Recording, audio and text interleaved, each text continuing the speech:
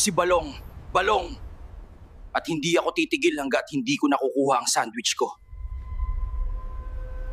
Mas mahal ko pa yung sandwich ko na yan kaysa sa sarili kong buhay. Yari ka, Kuya Jeff. Kahit anong mangyari, dapat makuha natin ang sandwich na yan! Hindi mo ako kilala. Pero malapit mo nang makilala ang demonyo.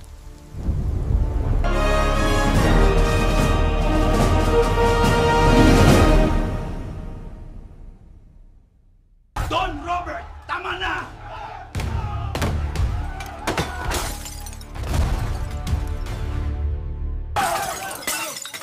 Dapat lang yan sa'yo, Balong. Deserve mo yan, pare. Sigurado ka na si Chris John Orsia ang kumuha ng sandwich ko? Oo, siya nga. Hindi si Don Robert. Walang kukuha ng sandwich ko at mabubuhay pa.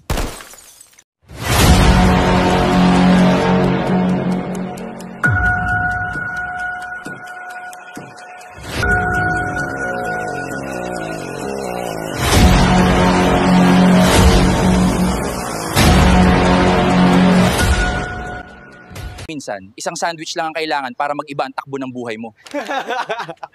Gef.